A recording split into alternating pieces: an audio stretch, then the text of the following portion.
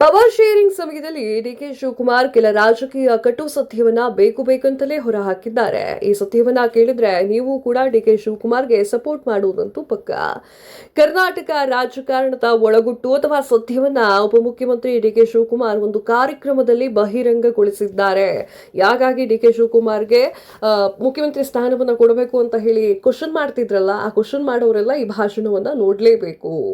ಪುಸ್ತಕ ವಿತರಣೆ ಕಾರ್ಯಕ್ರಮದಲ್ಲಿ ಆ ಒಂದು ನೆಪ ಇಟ್ಟುಕೊಂಡು ಎಲ್ಲಾ ಸತ್ಯವನ್ನ ಅವರು ಬಾಯಿ ಬಿಟ್ಟಿದ್ದಾರೆ. ಮೊದಲಿಗೆ ಮೈಕ್ ಹಿಡಿದ ಕೂಡಲೇ ಅವರು RSS ಅಂದ್ರೆ ರಾಷ್ಟ್ರೀಯ ಸ್ವಯಂ ಸೇವಕ ಸಂಘದ ಗೀತೆಯನ್ನ ಹಾಡಿದ್ರಲ್ಲ, ಅದರ ಬಗ್ಗೆ ಮಾತನಾಡಿದ್ದಾರೆ.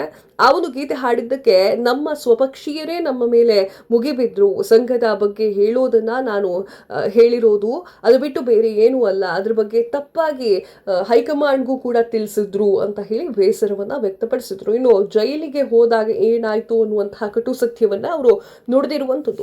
ಯಾವುದೋ ಕೇಸ್ನಲ್ಲಿ ನಾನು ಜೈಲಿಗೆ ಹೋಗುವಂತಾಗಿದ್ದು ಪಕ್ಷ ನಿಷ್ಠೆಯೇ ಮುಂದುವರಿದ ಭಾಗ ಎನ್ನುವ ಮಾಹಿತಿಯನ್ನ ಡಿಕೆ ಶಿವಕುಮಾರ್ ಕಾರ್ಯಕ್ರಮದಲ್ಲಿ ಬಹಿರಂಗಗೊಳಿಸಿದ್ರು. ಗುಜರಾತ್ ರಾಜ್ಯಸಭಾ ಚುನಾವಣೆಯ ವೇಳೆ ಪಕ್ಷಕ್ಕಾಗಿ ದುಡಿದೆ. ಹೈಕಮಾಂಡ್ ನನ್ನ ಮೇಲೆ ಸಂಪೂರ್ಣ ನಂಬಿಕೆಯನ್ನ ಇಟ್ಟು ಶಾಸಕರನ್ನ ಕರ್ನಾಟಕಕ್ಕೆ ಕಳಿಸಿದ್ರು. ನಾನು ನನ್ನ ಕರ್ತವ್ಯವನ್ನ ಮಾಡಿದ್ದೆ, ಆದರೆ ವಿರೋಧಿಗಳು ನನ್ನ ವಿರುದ್ಧ ಹಗೆಯನ್ನ ಸಾಧಿಸ್ತಾ ಬಂದ್ರು. ಈಗಲೂ ಅದು ಮುಂದುವರಿತಾ ಇದೆ ಅಂತ ಹೇಳಿ ಡಿಕೆ ಶಿವಕುಮಾರ್ ಅವರು ಬೇಸರವನ್ನ ವ್ಯಕ್ತಪಡಿಸಿದ್ರು. ಇನ್ನು ರಾಜಕೀಯ ಜೀವನದ ಬಗ್ಗೆ ಮಾತನಾಡೋದಾದ್ರೆ, ರಾಜಕೀಯ ಜೀವನದಲ್ಲಿ ದೇವೇಗೌಡರ ಕುಟುಂಬದ ವಿರುದ್ಧವಾಗಿ ನಾನು ಡೇ ಒಂದಿಂದ ನಿಂತ್ಕೊಂಡು ಬಂದಿದ್ದೇನೆ. ಅವರ ವಿರುದ್ಧದ ಚುನಾವಣೆಯಲ್ಲೂ ಕೂಡ ಸ್ಪರ್ಧೆಯನ್ನ ಮಾಡಿದ್ದೇನೆ. ರಾಜಕಾರಣದ ಮುಂದುವರಿದ ಭಾಗವಾಗಿ ಕಾಂಗ್ರೆಸ್ ಪಾರ್ಟಿಯು JDS ಪಾರ್ಟಿಯ ಜೊತೆಗೆ ಮೈತ್ರಿ ಮಾಡಿಕೊಳ್ಳುವಂತಹ ಅನಿವಾರ್ಯತೆ ಬಿತ್ತು. ಆಗ ಹೈಕಮಾಂಡ್ ಸೂಚನೆಯ ಮೇರೆಗೆ ಗೌಡ್ರ ಕುಟುಂಬದ ಜೊತೆಗೆ ಹೊಂದಿಕೊಂಡು ರಾಜಕೀಯ ಮಾಡಿಕೊಂಡು ಬರಬೇಕಾಯ್ತು. ಇದನ್ನೂ ಕೂಡ ಮಾಡಿಕೊಂಡು ಬಂದೆ ಅಂತ ಹೇಳಿ ತನ್ನ ಎದೆಯಲ್ಲಿರುವಂತಹ ಕಟು ಸತ್ಯವನ್ನ ಹೊರಹಾಕಿದ್ದಾರೆ. ಹೈಕಮಾಂಡ್ ಮಾತಿಗೆ ಕಟ್ಟಿಬಿದ್ದು ಕುಮಾರಸ್ವಾಮಿ ಅವರ ಕೈ ಹಿಡಿದು ಮುಖ್ಯಮಂತ್ರಿಯನ್ನಾಗಿ ಮಾಡಿದೆವು. ಇದು ಕೇವಲ ಹೈಕಮಾಂಡ್ ನನಗೆ ಕೊಟ್ಟಿರುವಂತಹ ಸೂಚನೆ ಕಾರಣಕ್ಕಾಗಿ JDS ಜೊತೆಗೆ ಕೈ ಜೋಡಿಸಿದ್ದೆವು. ಇದಕ್ಕೆ ನನ್ನ ಮನಸ್ಸು ಒಪ್ಪುತ್ತೋ ಇಲ್ವೋ ಅದು ಗೊತ್ತಿಲ್ಲ, ಅದು ಕಡೆಗೆ ವಿಚಾರ. ಆದ್ರೆ ಹೈಕಮಾಂಡ್ ಏನ್ ಹೇಳ್ತೋ ಆ ರೀತಿಯಾಗಿ ನಾನು ಮಾಡಿದೆ. ಸಮ್ಮಿಶ್ರ ಸರ್ಕಾರವನ್ನ ಉಳಿಸಿಕೊಳ್ಳಲು ನಾನು ನಾನಾ ಕಷ್ಟಪಟ್ಟಿದ್ದೇನೆ. ಮುಂಬೈನಲ್ಲಿದ್ದಂತಹ ನಮ್ಮ ಶಾಸಕರನ್ನ ಕರೆದುಕೊಂಡು ಬರಲಿಕ್ಕೆ ಅಲ್ಲೇ ವಾಸ್ತವ್ಯವನ್ನ ಹೂಡಿದ್ದೆ.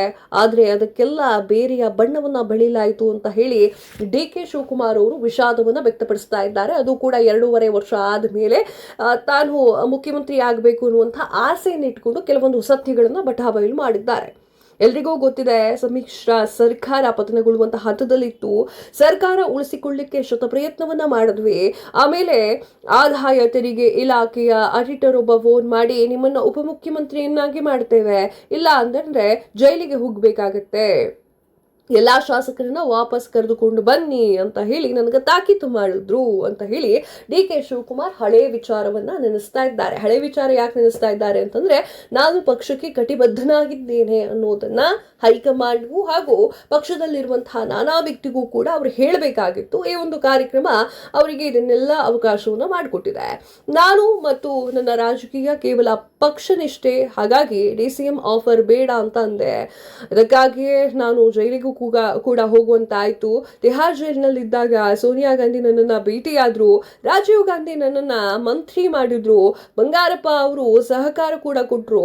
ಇಂದು ನಾನು ಏನು ಬೆಳೆದಿದ್ದೇನೋ ಅದು ಕಾಂಗ್ರೆಸ್ ಪಾರ್ಟಿಯಿಂದ ಅಂತ ಹೇಳಿ ಒತ್ತಿ ಡಿಕೆ ಶಿವಕುಮಾರ್ ಹೇಳಿದ್ದಾರೆ. ಅಂದ್ರೆ ಅವರಿಗೆ ಕುರ್ಚಿ ಬೇಕಾಗಿದೆ, ಪಕ್ಷದ ಬಗ್ಗೆ ಅವ್ರು ಮಾತನಾಡಲೇಬೇಕು.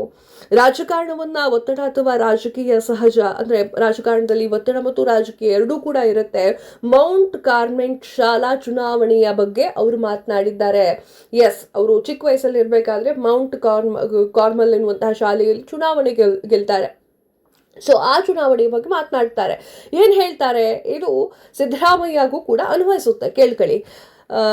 ಚುನಾವಣೆಯಲ್ಲಿ ನಾನು ಗೆದ್ದೆ, ಆದರೆ ಬೇರೆಯವರ ಹೆಸರನ್ನ ಘೋಷಣೆ ಮಾಡಿದ್ರು. ನನಗೆ ಏನೂ ಕೂಡ ಸ್ಥಾನ ಸಿಗಬೇಕಿತ್ತು, ಆ ಸ್ಥಾನ ನನಗೆ ಕೊಟ್ಟಿಲ್ಲ. ಅಂದ್ರೆ ಮುಖ್ಯಮಂತ್ರಿ ಸ್ಥಾನ ನನಗೆ ಕೊಟ್ಟಿಲ್ಲ. ಕ್ರೀಡಾ ವಿಭಾಗದಲ್ಲಿ ಹುದ್ದೆಯನ್ನ ನೀಡಿದ್ರು. ಪಕ್ಷಪಾತ, ಸ್ವಜನ ಪಕ್ಷಪಾತ ಅನುಭವ ನನಗೆ ಬಹಳಷ್ಟು ಬಾರಿ ಆಗಿದೆ ಅಂತ ಹೇಳಿ ಡಿಕೆ ಶಿವಕುಮಾರ್ ಅವರು ಹಳೆ ವಿಚಾರವನ್ನ ಈಗ ಸ್ವಲ್ಪ ಮರ್ಜು ಮಾಡ್ತಾ ಇದ್ದಾರೆ. ಟೀಕೆಗಳನ್ನ ಮುಕ್ತವಾಗಿ ನಾನು ಸ್ವೀಕಾರ ಮಾಡ್ತೇನೆ. ಸ್ನೇಹಿತರು ಟೀಕೆ ಮಾಡ್ತಾರೆ, ವೈರಿಗಳು ನನ್ನ ಬಗ್ಗೆ ಟೀಕೆ ಮಾಡ್ತಾರೆ, ಎಲ್ಲಾ ಸಂಗತಿಯನ್ನು ಕೂಡ ಕಟ್ಟಿ ಮಾತನಾಡ್ತಾರೆ, ಕೆಲವೊಂದು ವಿಚಾರಗಳನ್ನ ಅವರವರೇ ಕಟ್ಕೊಂಡು ಮಾತಾಡ್ತಾರೆ, ಅಪಾದನೆಗಳನ್ನ ಮಾಡ್ತಾರೆ. ಅವರು ನಾನು ಸಂತೋಷದಿಂದ ಇರಬಾರ್ದು ಅನ್ನೋ ಕಾರಣಕ್ಕಾಗಿ ಏನೇನೋ ಹೇಳ್ತಾರೆ. ನನ್ನ ಜೈಲಿಗೂ ಕೂಡ ಕಳಿಸಿದ್ರು, ಷಡ್ಯಂತ್ರ ಮಾಡಿದ್ರು ನನ್ನ ಮೇಲೆ, ಆದ್ರೂ ಕೂಡ ಎದೆಗುಂದಲಿಲ್ಲ ಅಂತ ಹೇಳಿ ಪವರ್ ಶೇರಿಂಗ್ ಚರ್ಚೆಯ ನಡುವೆ ತಮ್ಮ ಭಾಷಣಗಳನ್ನ ಈ ರೀತಿಯಾಗಿ ಮಾಡಿದ್ದಾರೆ ಡಿ ಕೆ ಶಿವಕುಮಾರ್. ಇದು ಮೇಲ್ನೋಟದಿಂದ ಏನ್ ಅನ್ಸುತ್ತೆ ಅಂತಂದ್ರೆ ಡಿ ಕೆ ಶಿವಕುಮಾರ್ ಅವರು ಇಂಡೈರೆಕ್ಟ್ಲಿ ಮಾತನಾಡ್ತಾ ಇದ್ದಾರೆ. ನನಗೆ ನಾನು ಮಾಡಿರುವಂತಹ ಕೆಲಸಕ್ಕೆ, ಪಕ್ಷಕ್ಕೆ ಇರುವಂತಹ ನಿಷ್ಠೆಗೆ ನನಗೆ ಆ ಒಂದು ಸ್ಥಾನ ಬೇಕು ಅನ್ನುವಂಥದ್ದನ್ನು ಡಿ ಕೆ ಶಿವಕುಮಾರ್ ಹೇಳ್ತಾ ಇರುವಂಥದ್ದು ಇದು.